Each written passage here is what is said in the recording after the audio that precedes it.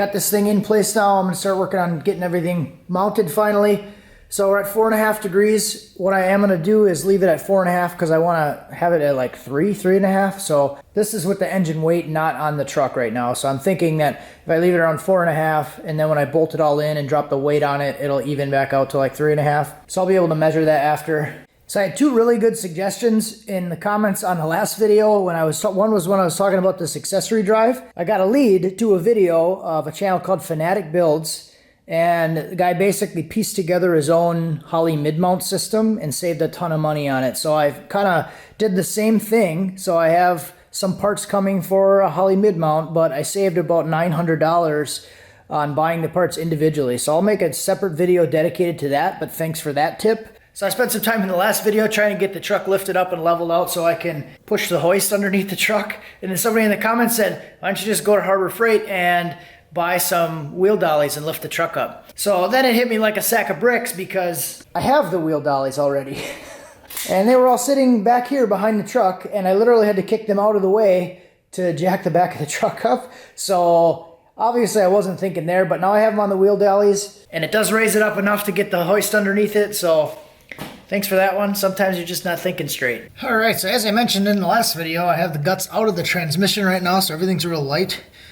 Easy to work with, and the factory mount right here is lined up perfectly with one of the bolts I already have that was for one of the bolt-in cross members, basically like a shield that went under the transfer case. So I'm going to repurpose that bolt hole, and I'm going to use this section of black pipe to build the mount.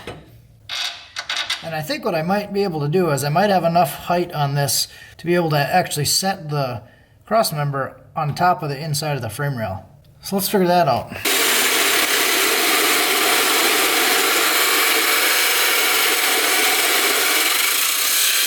Alright, so I did just run to AutoZone quick and pick up a mount. I have the bar cut going in between the rails, and then I did make a little tab here. So what I'm going to do is weld it on. Actually did a decent job drilling the holes, making them nice and center. Right now I just have some neo magnets holding that tab on. And I feel like it's in an okay position. The engine is at like a 5.5 degree down angle, so when it gets the weight on it, it should be a little bit less than that. So I like the position. I'm gonna tack weld that tab on, and then I'll take it out, put some little gussets on it probably, and fully weld it in. Okay, so full transparency, my battery was dead and I was in the mood to work, so I didn't even go get the camera, but I got a lot done. The transmission cross member is done. What I did for that was I started with this QA1 box. This is a pretty scientific method here, and this little tab, I cut this little tab off and marked some holes in it, and I traced this onto a piece of metal, and I used that for the bracket for the cross member. I just used this piece of 3/16 by 2 inch flat, traced it out, was perfect, and then I used another smaller section here to make a little gusset. So there's a little bracket and the gusset all welded on. I didn't even try this, but it's enough spacing that I can fit a ratcheting wrench right on the bolt, so that is amazing. Easy to work on. I'll be able to easily fit a wrench on both of these. So the spacing is perfect. It's not going to interfere with the pan at all. Like on the Escalade when I built the cross member, it was kind of covering up some of these bolts, so it was a little tough to work on, and getting the pan off was a little challenging.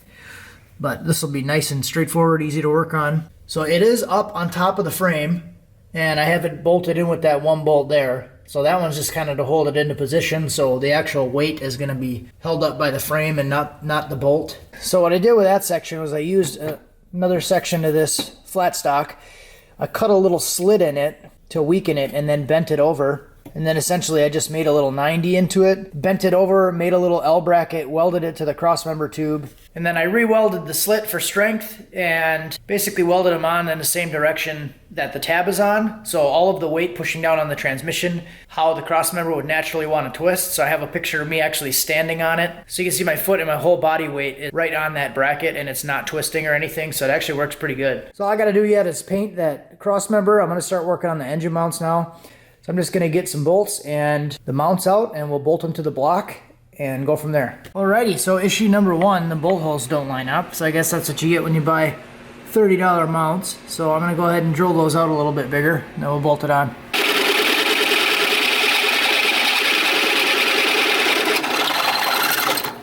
All right, so got it all drilled out now. I don't even know what size bit I went to. Went to one that was bigger until it worked.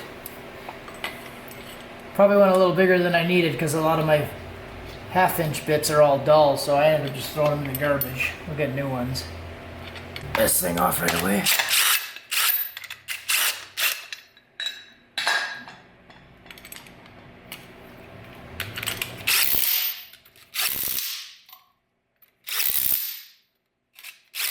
Pulled everything back out, and I'm gonna clean up these mounts.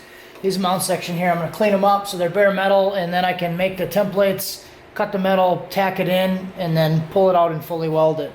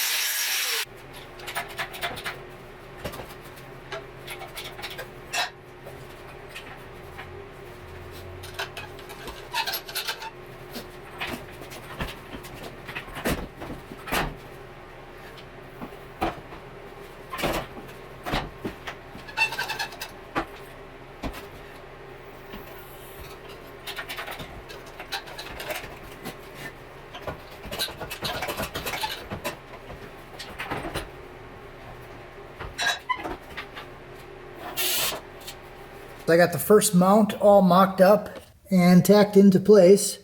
So 2 pieces done. I got probably 2-3 tacks on each one. This tab I did bend a little bit right here just to get over to meet, otherwise it would have been hanging down and there would have been a gap. So I bent that one over.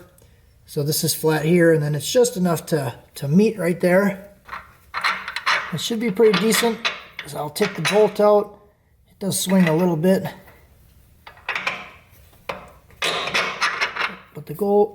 But the bolt goes back in nice and clean.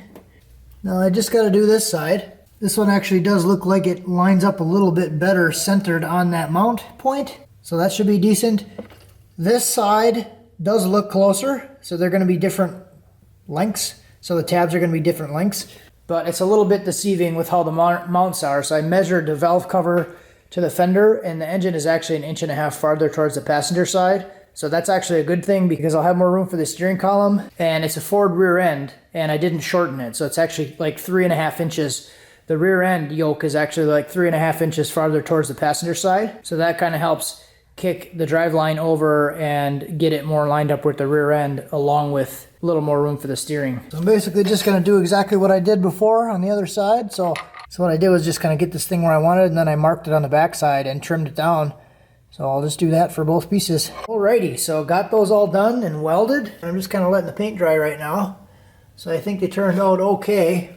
I didn't put gussets on it. I know you guys are going to say, oh, you should have put gussets on there, but I didn't. So that's just kind of how it is. My old mounts that I had on here were kind of the same way without gussets. If you haven't seen them, this is actually one of the old mounts.